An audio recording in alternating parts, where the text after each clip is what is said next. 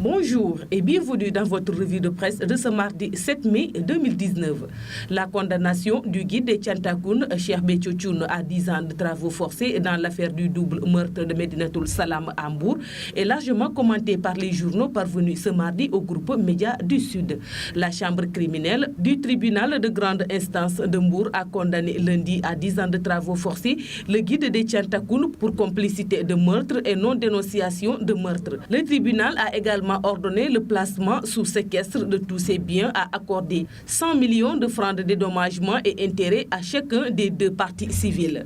Le guide de Thiantakoun, une organisation religieuse d'obédience mouride, a été jugé par contumace dans le cadre du procès pour meurtre de deux de ses disciples, Bara Sow et Ababakar Diagne. Ils avaient été torturés et enterrés en 2012 à Médinatoul Salam, une localité de la commune de Mbour-Ouest. La chambre criminelle en revanche acquitté Béthio Thioune et 5 de ses co-accusés du chef d'accusation d'association de malfaiteurs.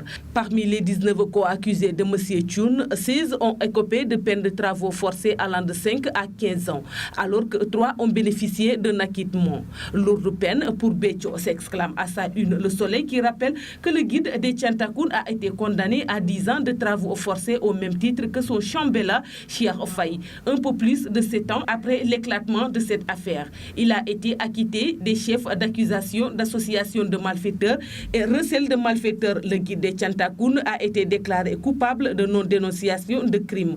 Un greffe qui a amené la chambre criminelle à prononcer cette peine qu'il partage avec son chambellan, croit savoir le quotidien de Anne. La justice s'abat sur Béthio, affiche de son côté Vox Populi.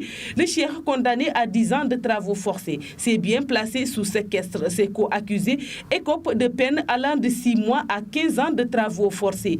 2 accusés acquittés, les familles des victimes dédommagées à hauteur de 200 millions de francs CFA, résume la publication. Usant de son jeu de mots habituel, le quotidien écrit Cher et Mat. Ils ont signé la fin des chantes, mais les juges auront-ils le courage d'aller jusqu'au bout de leur logique d'appliquer la sentence contre le guide de Thiantakoun, s'interroge le journal, qui souligne que le Cher s'est gardement rapproché du pouvoir politique. Ce dernier laissera-t-il son nouvel allié moisir dans les geôles de la République? Rien que pour voir cela, il faut tout faire pour vivre longtemps, conclut un brin pessimiste le journal. La réponse à ces interrogations semble avoir été trouvée par le Témoin, lequel détaille à ses lecteurs les raisons pour lesquelles, bien que condamné, Béthio Thioune n'ira pas en prison. Selon le journal, le juge n'a pas ordonné la contrainte par corps contre le guide de Thiantakoun, jugé par contumace. En d'autres termes, Béthio Thioune, 81 ans, actuellement en France, sauvé par contumace d'un retour en prison, indique le Témoin dans ses colonnes. Du moment que Walf Quotidien opte pour l'analyse du verdict en évoquant des faits pour lesquels Cheikh Béthio a été presque mise hors de cause.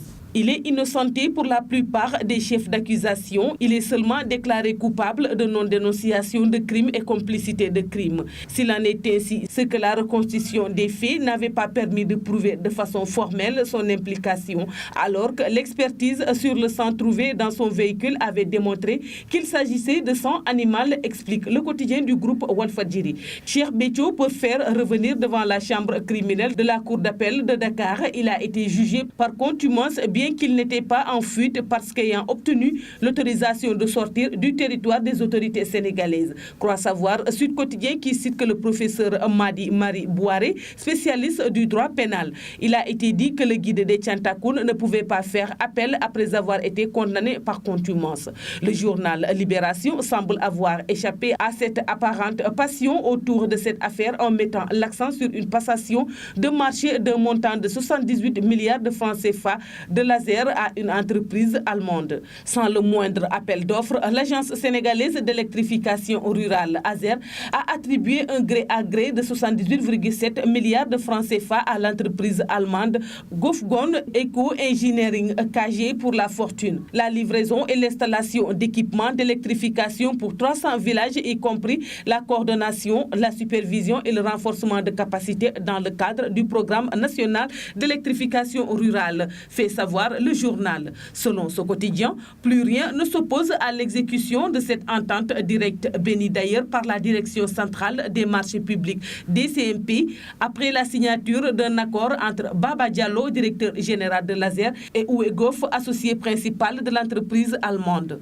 Quelle sera la part des entreprises sénégalaises? Pourquoi n'a-t-on pas éclaté le marché? S'interroge le journal qui rappelle que le projet a bénéficié de financement de la filiale d'une banque allemande. Autre marché public, même procédé, enquête évoque ainsi un gré à gré qui fâche au sujet de l'attribution du marché de la sûreté de l'aéroport international Blaise Diagne de Diass, d'un montant annuel de 6 milliards de francs CFA à l'entreprise Teranga Sûreté, aéroportière aux grandes dames de la concurrence qui rue dans les brancards. Dans cette affaire, malgré le montant important en jeu et alors qu'un appel d'offres s'imposait conformément au code des marchés publics, il n'en a rien été. Teranga a pu facturer 500 millions de francs CFA par mois. Les arguments des autorités politiques ont été de dire que le marché de la sûreté de l'AIBD relève du secret défense, analyse le journal. C'est tout pour la revue de presse parvenue à la rédaction du groupe Média du Sud. Merci de nous avoir écoutés. Quant à moi, je vous donne rendez-vous demain. Au revoir.